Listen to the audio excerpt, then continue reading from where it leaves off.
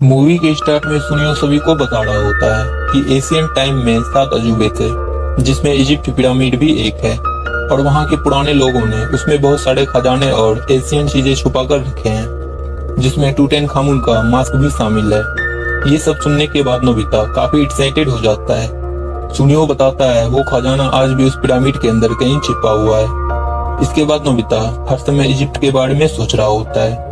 वो मार्केट से डोरेमोन के लिए डोरा केक खरीदता है और उसे समझ नहीं आता कि उसने डोरा केक क्यों खरीदा।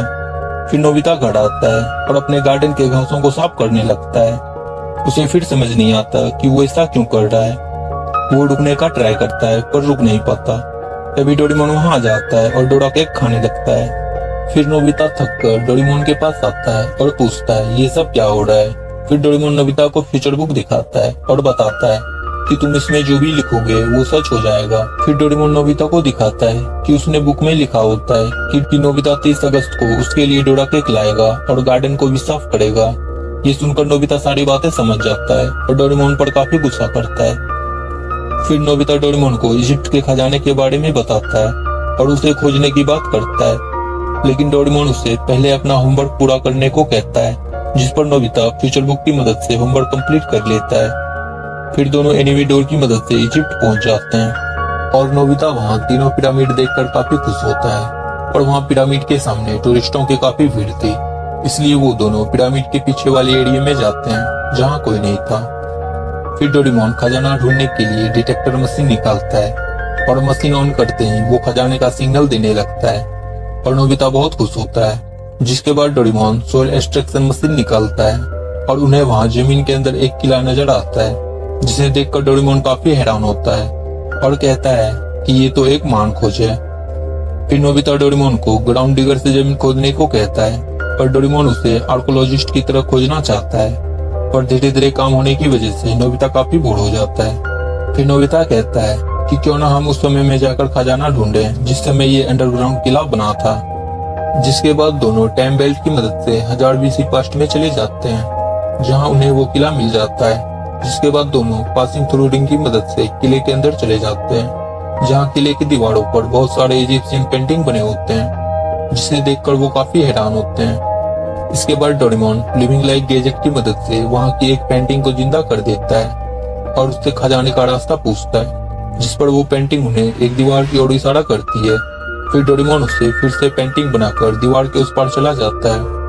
वहाँ उन्हें एक ताबूत मिलता है। ताबूत वाले कमरे में एक और दरवाजा होता है, जिसके पार जाने पर उन्हें बहुत सारे खजाने मिलते हैं और वो दोनों खजाना देखकर काफी खुश होते हैं। तभी उन्हें वहाँ किसी की आवाज आती है और वो दोनों काफी डर जाते हैं। इसी बीच नोबिता का फ्यूचर बुक वहीं गिर जाता है, लेकिन जब वो देखते हैं तो वहाँ एक इजिप्शियन बच्चा बेहोश पड़ा होता है। नोबिता को उसके पास से एक गोल्डन बेच मिलता है। इसके बाद वो दोनों बच्चे को वहां से निकालकर अपने साथ ले जाते हैं। फिर कुछ समय बाद हमें वहां 3 आदमियों को दिखाया जाता है, जो एक खुफिया रास्ते से होकर उस किले में घुस जाते हैं और हमें यहाँ पता चलता है कि उन्होंने ही उस बच्चे को यहाँ कैद कर रखा था, लेकिन उन्हें वो बच्चा नहीं मिलता।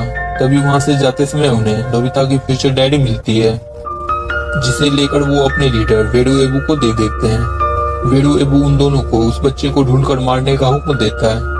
दूसरी तरफ हमें उस बच्चे को दिखाया जाता है जिसे नोबिता अपने घर पर लाया होता है। तभी उसे होश आ जाता है और वो अपना गोल्डन बेच उठाकर नोबिता और डोरेमोन पर हमला कर देता है, लेकिन कमजोरी की वजह से वो नीचे गिर जाता है। फिर उसकी बात समझने के लिए डोरेमोन उसे ट्रांसलेशन जेली खाने को देता है, जिससे उन्हें पता चलता है कि वो बहुत भूखा है। इसलिए नोबिता उसे अपने घर में बने करी राइस खाने को देता है। खाने के बाद वो बच्चा उन्हें थैंक्स बोलता है और बताता है कि वो इजिप्ट का प्रिंस नेमुसेंसु है और उसके पिता के जाने के बाद वो वहाँ का किंग बनने वाला था, लेकिन वेरू एबू उसे मारकर खुद किंग बनना चाहता है। तभी वहाँ नोबिता की मॉम आ जाती है और नेमुसेंसु को देखकर काफी हैरान होती है, लेकिन नेमुसेंसु मॉम को इजिप्शियन गॉडेस समझने लगता है और नोबिता की मॉम हंसते हुए वहाँ से चली जाती है। फिर वो नोबिता और डोरेमोन को भी गॉड मारने लगता है, इसलिए नेमुसेंसु अपने देश को बचाने के लिए उनकी हेल्प मांगता है। फिर नोबिता उसे अपने दोस्तों के पास लेकर जाता है और नेमुसेंसु की हेल्प के लिए रिक्वेस्ट करता है। सुनियो को जब पता चलता है कि वो इजिप्ट का किंग है, तो खजाने के लालच में सुनियो और जियान उसकी मदद के लिए राजी हो जाते हैं। जिसके बाद सभी इन्वेडोर की मदद से इजिप्ट पहुंच जाते हैं और टाइम बेल्ट की मदद से 1000 बीसी पास्ट में जाने लगते हैं कि तभी नोबिता को वहां 4 पिरामिड नजर आता है। सभी 1000 बीसी पास्ट में पहुंच जाते हैं। फिर नोबिता कहता है कि यहाँ 4 पिरामिड थे, लेकिन सभी को वहाँ 3 पिरामिड ही नजर आते हैं, जिस पर सुनियो कहता है कि नोबिता दिन में भी सपने देख रहा है और नोबिता को अपने बात पर यकीन था। इसके बाद सभी ड्रेसअप कैमरा की मदद से उस टाइम के कपड़े पहन लेते हैं। कपड़े चेंज करने के बाद नेमोसेंसु डोरेमोन को कैट गॉड समझने लगता है, जिसके बाद सभी एक बोट में बैठकर नेमोसेंसु के राज्य की ओर बढ़ने लगते हैं। कुछ ही देर में रात हो जाती है। नेमोसेंसु अपने राज्य के बारे में सोचकर परेशान हो रहा था, जिस पर नोबिता उससे कहता है कि हमारे पास कैट गॉड है, यानी कि डोरेमोन, इसलिए हमें परेशान नहीं होना चाहिए। फिर नेमोसेंसु अपना गोल्डन बैच नोबिता को देकर कहता है कि ये लाइफ और फ्रेंडशिप की निशानी है, इसलिए तुम इसे अपने पास ही रखना। फिर सुबह हो जाती है और सभी नेमोसेंसु के राज्य में पहुंच जाते हैं, जहां बहुत बड़ा बाजार लगा होता है, जिसे देखकर सभी बहुत एक्साइटेड हो जाते हैं। तभी बहुत सारे लोग राजमहल की ओर जा रहे होते हैं और आपस में बात कर रहे होते हैं कि आज चमत्कार होने वाला है। महल के सामने बहुत भीड़ लगी होती है। डोरेमोन और बाकी सब भी वहां आ जाते हैं। फिर वेरुएबू सबको बताता है कि नेमोसेंसु नहीं रहा और वो अब उन सब का राजा है। तभी वेरुएबू अपने इशारे से वहां बारिश करवाता है और फिर से सूरज निकल आता है। सब लोग ये देखकर हैरान हो जाते हैं और वेरुएबू को गॉड मानने लगते हैं। फिर नेमोसेंसु बताता है कि हमें पहले प्रिंसेस को बचाना होगा, जिसे वेरुएबू ने अपने महल में कैद कर रखा है। फिर उन्हें एक आइडिया आता है, जिसके बाद जियान सुनियो और शिजुका इंटरटेनर बनकर महल के अंदर चले जाते हैं और वेरुएबू के सामने ट्रिक दिखाने लगते हैं, जिसे देखकर वो काफी हैरान होता है। बाकी सभी टोकरी में चिपकर अंदर आए होते हैं और वो प्रिंसेस को ढूंढने निकल पड़ते हैं। रास्ते में उन्हें 2 गार्ड नजर आते हैं, जिसके सामने डोरेमोन कैट गॉड बनकर जाता है और वो गार्ड उसे नीला रकून समझते हैं, इसलिए वो वापस आकर ढूंढने लगता है। फिर नोबिता एक गैजेट की मदद से अपनी मॉम को वहां पर लाता है, जिसे देखकर गार्ड्स उन्हें इजिप्शियन गॉडेस समझने लगते हैं। फिर नोबिता उन्हें वापस भेज देता है, जिसके बाद वो तीनों प्रिंसेस के कमरे में आ जाते हैं और प्रिंसेस नेमोसेंसु को देखकर काफी खुश होती है। प्रिंसेस उन्हें बताती है कि वेरुएबू 4th पिरामिड बनाने वाला है। तभी नोबिता को याद आता है कि उसने उसी 4th पिरामिड को प्रेजेंट में देखा था। फिर डोरेमोन टाइम टीवी में देखता है कि 4th पिरामिड बन चुकी है और हिस्ट्री भी चेंज हो चुकी है। ये सब बातें एक जासूस सुन लेता है और वेरुएबू को सारी बातें पता चल जाती है, जिसके बाद वो जियान सुनियो और शिजुका को पकड़ लेता है। इसके बाद वो प्रिंसेस के पास आता है और गार्ड्स को उन्हें पकड़ने का हुक्म देता है, लेकिन डोरेमोन और नोबिता गैजेट की मदद से उन्हें हरा देते हैं। लेकिन तभी प्रिंसेस को कुछ होता है और वो वेरुएबू को अपना किंग मानने लगती है।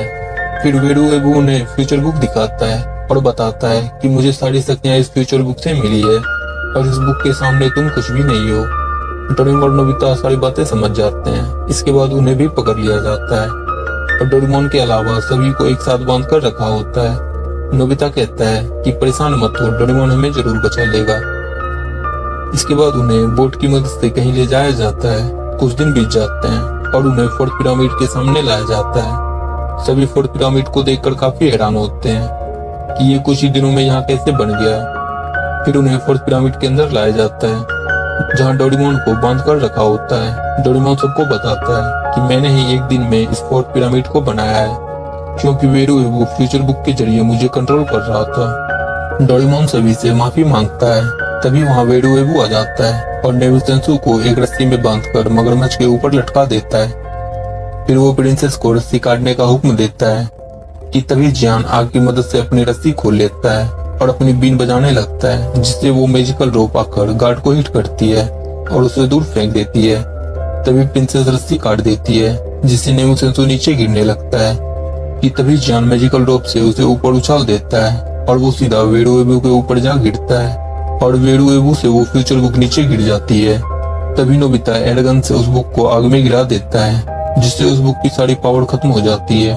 प्रिंसेस भी होश में आ जाती है। वेरुएबू गुस्से में नेमोसेंसु पर अटैक करने लगता है और उसे मारना चाहता है। तभी डोरेमोन अपने गैजेट की मदद से वहाँ की एक पेंटिंग में जान डाल देता है और वो पेंटिंग वेरुएबू को पकड़ लेती है। तब हमें पता चलता है कि वो पेंटिंग नेमोसेंसु के डैड की है, डोरेमोन वापस से उस पेंटिंग को नॉर्मल कर देता है और साथ ही वेरू एबू भी उस पेंटिंग में कैद हो जाता है। सभी सेफली बाहर आ जाते हैं। फिर Doraemon break the mountain sprinkle से उस फोर्थ पिरामिड को तोड़ देता है और सभी चीजें नॉर्मल हो जाती है। नेमसेंसु को वहां का किंग बना दिया जाता है, जिसके बाद सभी एक दूसरे को गुड बाय बोलते हैं और टाइम बेल्ट की मदद से डोरेमोन और बाकी सब वापस अपने टाइम में आ जाते हैं। सभी अपने अपने घर चले जाते हैं। नोबिता अपने समर होमवर्क को लेकर परेशान हो रहा होता है क्योंकि फ्यूचर बुक जल चुकी थी।